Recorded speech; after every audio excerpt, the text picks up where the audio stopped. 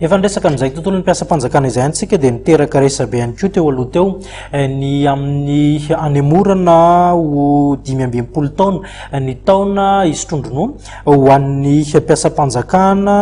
ndidim-panjakana nraisina tamin'ity herinandro ity nefa dia niompana tamin'izay indrindra na ilay antsoina ihany koa hoe maintenance ny tany latsakemboka zany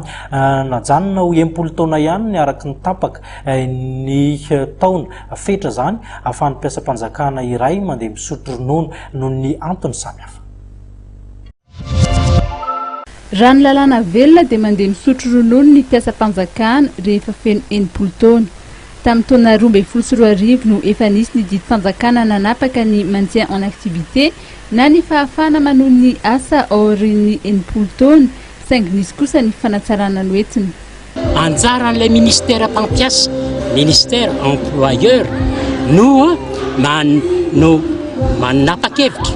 ny amin'ny hoe ho tazomiko ho maintien ty rehefa feno 80 taona izy ka mbola tiany anohy ny asa mbola manana ny fahasalamana ataontsika hoe ny aptitude na ny capacité physique tanterahana zany zay zany ny condition voalohany sady tenenina koa hoe olona mbola tena mahavita le asa satria tena ilaina izy le ministère le ministre mpampiasa no manao zay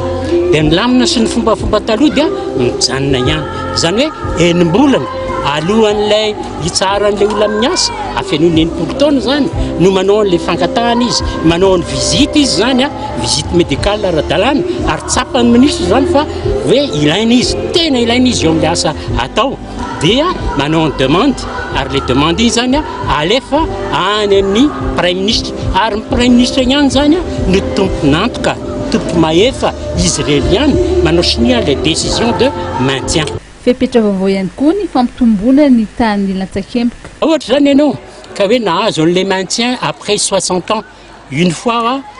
renouvelable une fois dia miakatra ny taux de cotisation anao para patronal ny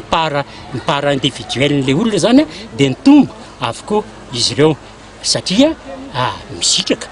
izy zany miasa efa tokony retraite nefa kosa tsy maintsy mandoa ny cotisation izy amin'ny mpiasam-panjakana na azo maintien azy. Na dia misy aza ireo mpiasam-panjakana mangataka ny mbola anohy ny asa sy mbola tadiavina amin'ny asa aorian'ny 80 taona dia tsy ho voakasika ny zon'ny tanora afaka misitraka ny mpiasam-panjakana satria mahery ny 3,2 ireo asa na poste budgétaire efa voalaza fa isy amin'ny titoana 17 sy 2 arivo ity.